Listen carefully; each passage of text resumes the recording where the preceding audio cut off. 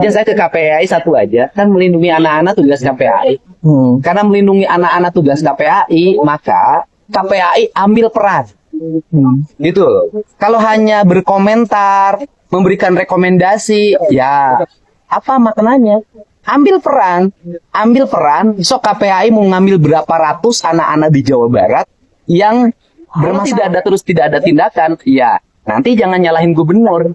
Kalau di daerah masih ada tawuran yang dilakukan oleh anak-anak SD. Kemarin kan akibat telat, saya udah beberapa kali minta ke wali kota Depok cepat ambil tindakan. Apa yang terjadi di Depok? Anak SD bawa senjata tajam. Nah ini kan nggak bisa lagi kita hari ini nunggu, kemudian hanya berdasarkan aspek-aspek keilmuan.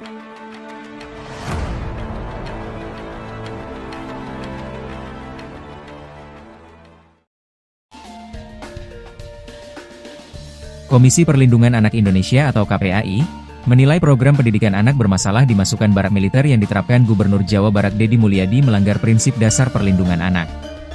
Menanggapi kritikan atau temuan KPAI tersebut, Deddy Mulyadi menantang KPAI.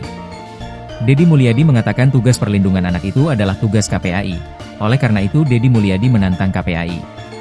Silahkan KPAI mau mengambil berapa untuk mendidik anak-anak yang bermasalah di Jawa Barat. Jangan cuma mengkritik saja tapi tidak melakukan tindakan yang konkret.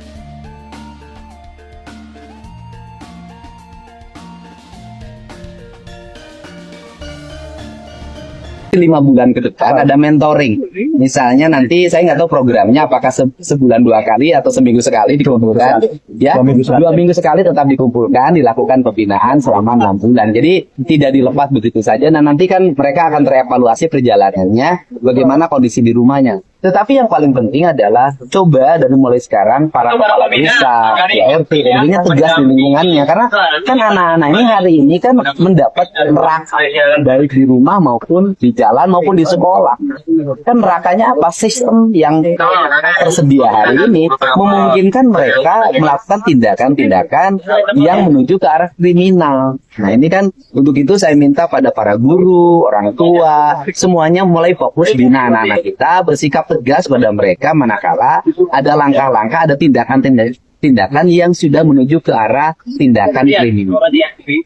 Tanggapannya soal yang KPAI itu Pak, rekomendasinya untuk saya tidak akan gini aja, saya ke KPAI satu aja, kan melindungi anak-anak tugas KPAI. Karena melindungi anak-anak tugas KPAI, maka KPAI ambil peran. Gitu loh. Kalau hanya berkomentar, memberikan rekomendasi, ya apa maknanya? Ambil peran. Sok KPAI mau ngambil berapa ratus anak-anak di Jawa Barat yang bermasalah, ambil oleh KPAI kemudian bina.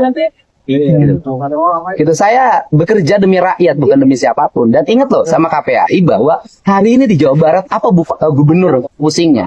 Pelecehan anak di bawah umur itu masih baik dilakukan oleh ayahnya, ayah tirinya, pamannya, kakeknya, bahkan oknum guru ngaji. Dicek. Dan saya sampaikan ke KPAI, saya setiap hari berkoordinasi dengan para Kapolres, melakukan langkah-langkah percepatan tindak. Saya berkoordinasi dengan Kapolda setiap hari. Dan saya sampaikan ke KPAI, tiap hari di rumah saya, itu penuh orang tua yang nginep karena minta perlindungan terhadap pelecehan seksual, pencabulan terhadap anak. Mereka bingung menghadapi orang yang melakukan pencabulannya. Mereka bingung bolak-balik biaya pemeriksaan. Ini problem gitu loh. Jadi mari kita ambil peran. Jangan sampai setiap orang mengambil tindakan rame-rame digebukin. Kalau mentalnya kayak saya nggak ada masalah. Tapi kalau mentalnya lemah, orang tidak akan di Indonesia ini tidak akan ada yang mau ngurusin orang lain karena takut disalahkan. Pak, terkait daerah lain kan belum semuanya yang menggelar kegiatan. Ya kalau saya sih terserah para kepala daerah. Tetapi untuk anak-anak SMA semuanya sudah disentralkan di Dodik. Sekarang kan angkatan pertama, besok hari Selasa kita akan lakukan evaluasi. Apakah psikologi mengizinkan, psikolog mengizinkan mereka pulang atau tidak. Nah, kemudian kalau mengizinkan pulang maka kembali kemudian nanti dievaluasi dalam setiap minggu. Nah tetapi yang untuk SMP kan tanggung jawab Bupati Wali Kota. SD tanggung jawab Bupati Wali Kota. Silahkan ambil peran. Jangan sampai misalnya kayak gini deh. Di Kerawang itu di Cikampek itu rawan banget. Kalau tidak ada tindakan, ya Nanti jangan nyalahin gubernur.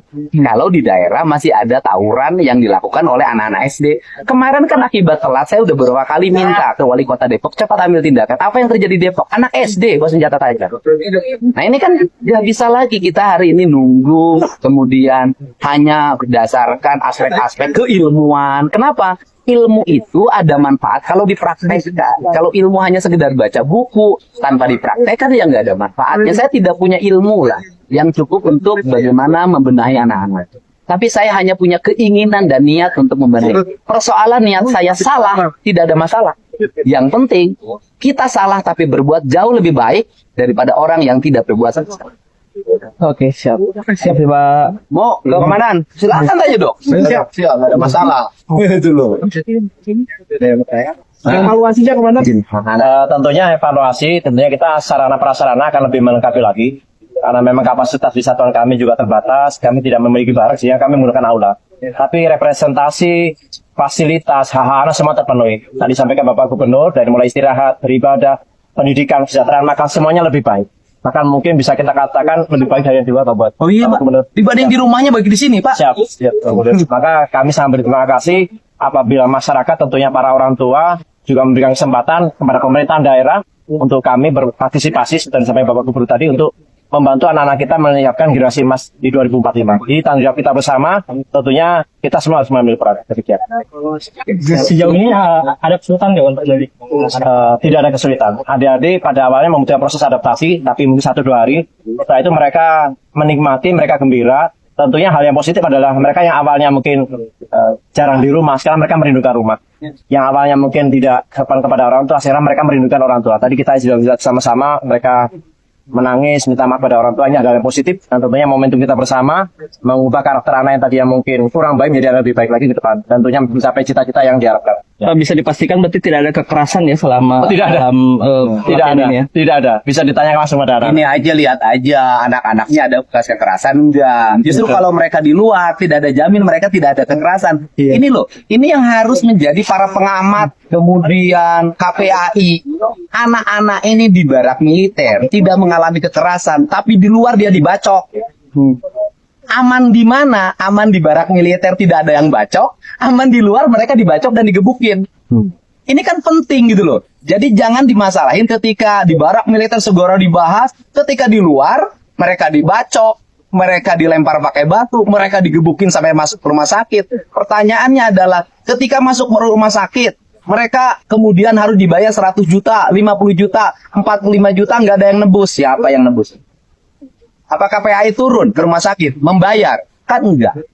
Satu lagi Pak, langkah ke depannya untuk kondisi di luar yang mengkhawatirkan seperti apa? Ya, pendidikannya harus dievaluasi. Berarti kalau ada situasi seperti ini, pendidikan di Indonesia ini, khususnya di Jawa Barat, yang menggunakan anggaran triliunan ini, harus dievaluasi. Berarti ada yang salah dalam sistem pendidikan kita. Nah, kalau ke sistem pendidikan, ya saya gubernur kan sudah punya surat edaran tuh. Itu kan saya mengintervensi. Bagaimana bangun, bagaimana pergi ke sekolah, kemudian bagaimana makan di sekolah. Sudah diatur tidak boleh pakai handphone bagi yang SMP dan SD. Tidak boleh lagi mereka